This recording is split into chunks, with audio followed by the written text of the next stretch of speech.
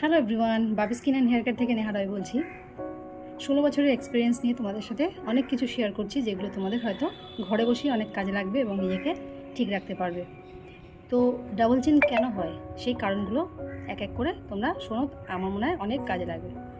তো first of all, যাদের genetic কারণে এটা হতে পারে, বয়স বৃদ্ধির কারণে হতে পারে, আর অস্বাস্থ্যকর জীবনযাপন যাদের হয় তাদের হতে পারে, বেশি যারা জাঙ্ক ফুড খায় তাদের হতে পারে, আর যারা বেশি মোবাইল আর ল্যাপটপ মাথা নিচু করে কন্টিনিউ ব্যবহার করে তাদের হতে পারে, আর কোনো রকম যদি শারীরিক কোনো পরিশ্রম না করে তাহলেও হতে পারে, আর যদি ঠিকমতো ফেসের একটা সঠিক যদি স্কিন কেয়ার না হয়, দীর্ঘদিন ধরে একইভাবে থাকতে থাকতে পেশি দুর্বল হয়ে যায়, তখন কিন্তু ডাবল চিন এসে যায়।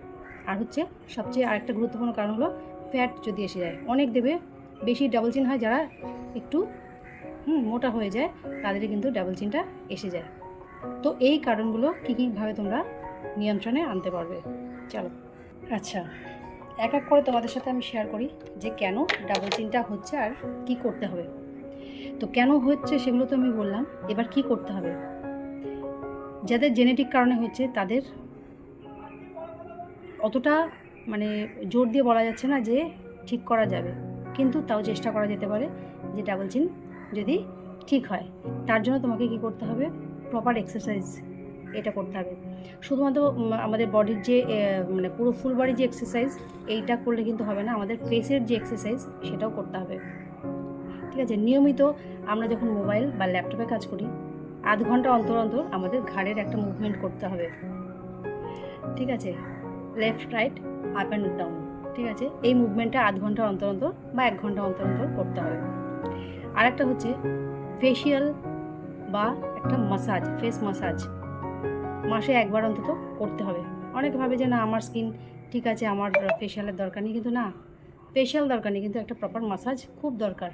ফেসেরও আমাদের রক্ত সঞ্চালন যদি ঠিক না হয়, আমাদের কিন্তু স্কিন আস্তে আস্তে ঝুলতে থাকে, তখন এটা নিচে এসে জমা হয়, তখন সেটা ডাবল চিন হয়। অতিরিক্ত যারা জাঙ্ক ফুড খায়, cooking food process food, cooking food না বা ঘরোয়া খাবার খেলে কিছু হবে না, প্রসেস ফুড যারা খায় তাদের হয়। ঠিক আছে, আর আরেকটা হলো খারাপ পশ্চার। খারাপ পশ্চার বলতে কী বোঝাচ্ছে, এটা বলতে অনেকে দেবে কন্টিনিউ এইভাবে বা এরকম হাফ শুয়ে, এই যে এই ভাঁজটা উঠছে কন্টিনিউ, এই হাফ বেন্ড হয়ে বা এরকম শুয়ে।